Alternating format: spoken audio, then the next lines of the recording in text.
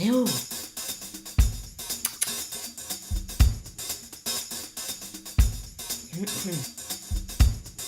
Voilà.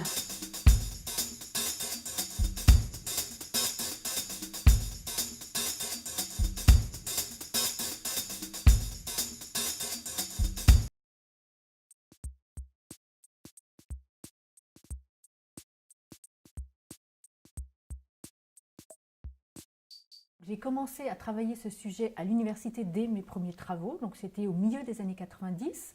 En 1995, mon premier travail alors aujourd'hui c'est un Master 1, à l'époque c'était une maîtrise, concernait une collection de plasticiennes qui était la collection Servos à Vézelay. C'était une collection d'œuvres réunies par deux collectionneurs qui avaient aussi fondé une revue importante en art.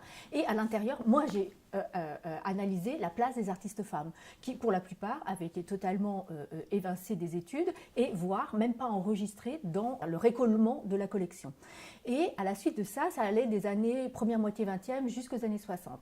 On me disait systématiquement, quand je posais des questions sur la place des femmes, comment on se sentait en tant que femme artiste dans le champ de l'art, que c'était pas une période où c'était questionné, il n'y avait pas de prise de conscience, donc on n'en parlait pas. Donc à la suite de ça, j'avais envie d'avoir un terrain où on ne pourrait plus m'opposer ça, puisque moi j'étais habitée par les questions féministes depuis longtemps. Ça, je lisais beaucoup, je regardais tout ce qui se faisait dans le champ féministe. Et donc j'ai décidé, un an plus tard, à la suite de cette maîtrise, de continuer donc en DEA, aujourd'hui Master 2, sur les années 70 françaises. Qu'est-ce qui se passe pendant le mouvement féministe en France? On ne peut plus me dire qu'il n'y a pas de prise de conscience. Partout, il y a des manifestations, tout le monde revendique, les femmes parlent, c'est sur la place publique. Et donc, je me suis intéressée à savoir qu'est-ce qui s'était passé, qu'est-ce qu'elles avaient fait, ces femmes artistes, en parallèle et en articulation au mouvement féministe français. La réception, je dirais qu'elle était, en même temps, on ne pouvait pas contrer la qualité du travail, l'ampleur du travail, la nécessité de le faire, la richesse de la nouveauté de ce travail, donc ça c'était évident.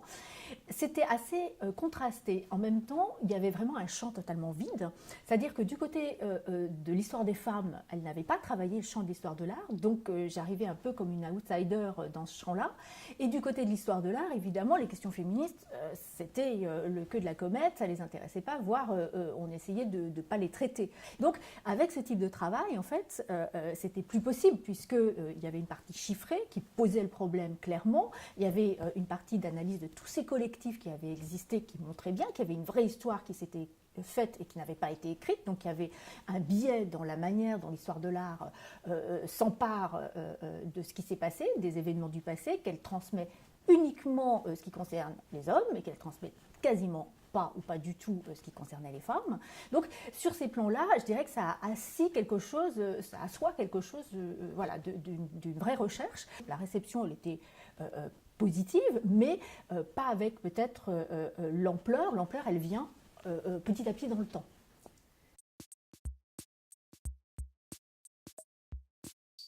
Alors ça, c'est une question effectivement importante de méthodologie et puis effectivement, de qu'est-ce que ça signifie qu'être historienne de l'art, critique, enseignante, etc. La base du travail, ça a été en fait par les entretiens, d'avoir accès à des archives privées et puis de recueillir les témoignages de ce qui s'était fait, parce qu'aujourd'hui, beaucoup sont décédés de ces artistes et de ces protagonistes, donc on ne peut plus le faire. Donc si ça n'avait pas été fait, on ne pourrait plus écrire cette histoire. Donc c'est écrire là. Clairement. Et puis réécrire aussi parce que en fait j'ai dépouillé absolument toutes les revues d'art qui existaient à l'époque, toutes les revues féministes pour aller chercher ce qui avait été diffusé comme information et réunir le tout pour voilà, faire que ça devienne cohérent et que ça montre la multiplicité et l'ampleur de ce qui a pu être fait en termes d'exposition, de textes, de création et de réflexion à cette époque-là. Quand je les questionne, avec un regard féministe, une approche féministe, c'est vrai qu'elles vont me dire autre chose que quelqu'un qui va avoir juste une approche formelle ou incluse dans ce qui a déjà été fait pour les hommes et qui cherche à voir s'il ne peut pas y avoir la même chose chez elles. En fait, j'ai souvent travaillé en écrivant et en redonnant le texte de mes écrits ou des entretiens aux artistes et on faisait des échanges. Ça, c'est devenu une méthode que j'applique même avec des personnes très jeunes aujourd'hui parce que il y a quelque chose d'une création qui est une co-création et puis aller chercher plus largement le contexte et voir comment ça fonctionnait. Je prends par exemple le cas du musée d'art moderne de la ville de Paris, ça c'était exemplaire dans le travail des années 70. Tout le monde me disait oh, c'était un lieu absolument magnifique, il y avait beaucoup d'artistes femmes, Suzanne Paget et son équipe, elle faisait beaucoup pour les artistes femmes. Alors moi je me disais c'est bien, mais j'ai pas l'impression qu'il y ait eu tant d'expositions que ça, et je suis allée donc faire des chiffres. Et on tourne, je crois, autour de 10-15% et pas plus que ça. La clé, en fait, de cette dichotomie, c'est qu'en fait, il y avait tellement rien à l'époque. Et tout ce que j'ai fait comme chiffre autour, ça montrait à Beaubourg, c'était quasiment 0%. Hein. Donc aujourd'hui, quand on arrive à 10-15% à Beaubourg, finalement, on a progressé.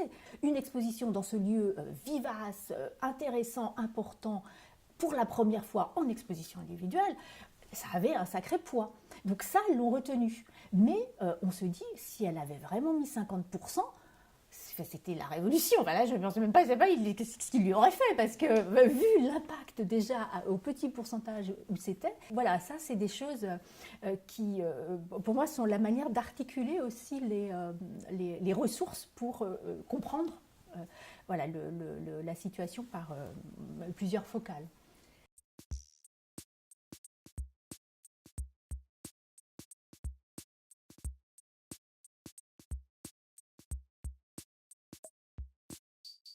Alors, ça correspond à la situation française. En fait, c'était assez stratégique. Il n'y avait pas de légitimité à travailler les questions féministes en histoire de l'art. Donc, l'idée, c'était que j'avais aussi des retours d'étudiantes et d'étudiants qui n'avaient aucune information sur des textes de référence, sur ce qui avait pu se travailler. On repartait de zéro. Et moi, j'étais déjà partie de zéro. Je n'avais pas eu ces informations-là en tant qu'étudiante. J'étais allée les chercher toute seule. C'était le vide.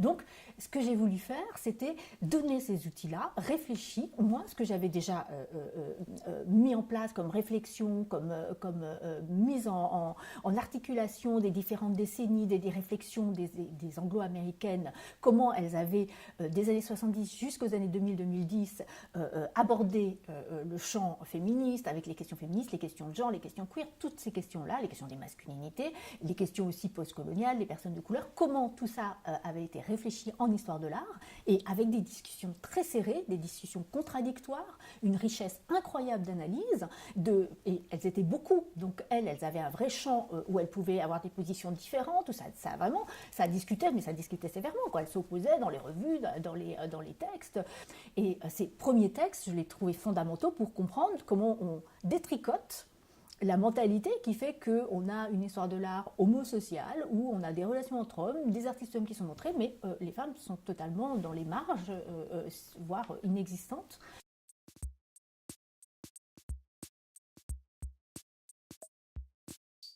Alors oui, alors il y en a certaines qui ne sont plus là et avec lesquelles le travail continue.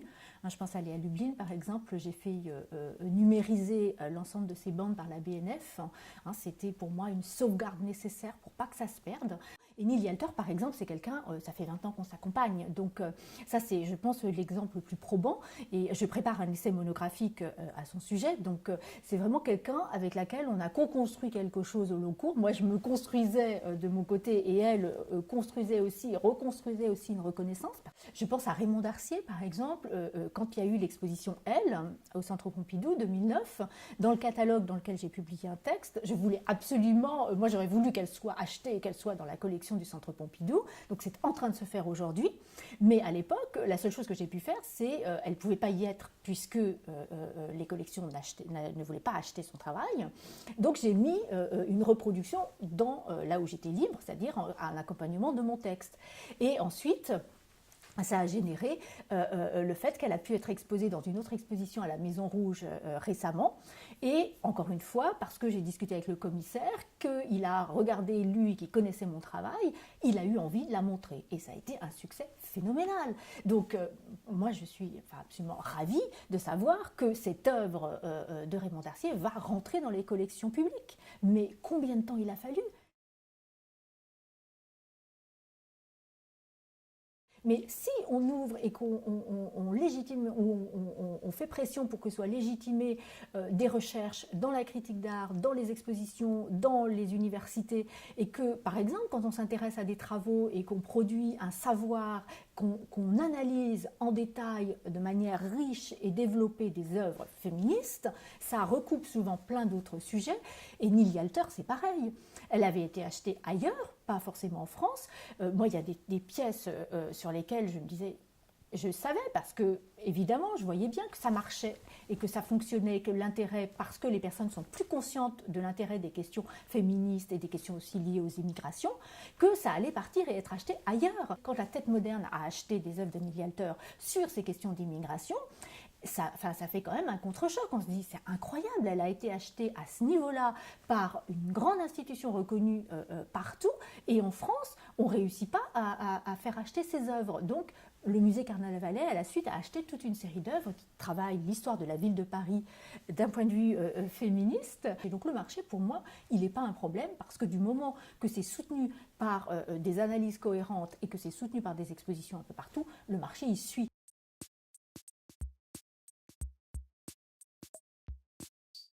Alors, dans les années 70, ce qui a été important, c'est que pour se faire entendre, et partout dans le monde, elles ont formé des collectifs, donc des groupes qui réfléchissaient ensemble aux problèmes. Et ça a été crucial parce qu'elles ont discuté entre elles. Et ce qu'elles m'ont dit qui avait été crucial, et je pense qu'on en bénéficie toujours aujourd'hui, c'était la prise de parole. On peut parler de ce qu'on ne peut jamais dire ailleurs. On peut dire nos difficultés, elles sont entendues. On va essayer de trouver des solutions collectives, on va discuter, et donc elles ont mis en place des réseaux pour qu'il y ait des écrits sur elles, des réseaux pour exposer, pour avoir des ateliers, pour apprendre des techniques, et simplement faire que d'autres viennent dans leurs ateliers et qu'elles montrent, ou celles qui avaient des ateliers, toutes n'en avaient pas, ouvrent leurs portes aux autres pour qu'elles se réunissent et qu'elles viennent montrer leur travail et qu'elles en discutent. Donc ça, je trouve que ce sont des méthodes ponctuelles qui ont été efficaces parce que ces prises de conscience les ont portées. Mais plus généralement, je dirais qu'il faut aussi que là où on peut agir, c'est l'argent public. Donc les collections, moi je trouve ça impensable qu'on ne complète pas les collections des musées publics par des œuvres de femmes. Ça devrait être majoritaire. C'est quand on achète des œuvres, des millions pour une œuvre qui soi-disant manque dans une grande collection française, pourquoi on ne prend pas ces millions en se disant tant pis, on n'aura pas cette grande œuvre du grand artiste dont on a déjà de nombreuses œuvres, mais on va pouvoir acheter des milliers d'œuvres d'artistes femmes qui n'y sont pas. Et ça, je pense que c'est des questions de politique publique.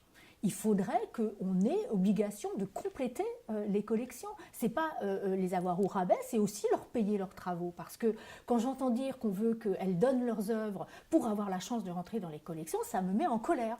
Il n'y a pas de raison, après toutes ces années où on ne les a pas reconnues, qu'on ne les fasse pas rentrer en payant, même si leur cote est moins élevée, on peut en acheter beaucoup plus, mais au moins on paye les œuvres. Les solutions qu'on peut trouver pour les artistes femmes, c'est vraiment, je pense, un faisceau en fait, de mesures qui vont, une fois que ça commence à vraiment bouger, je pense que tout bouge ensemble.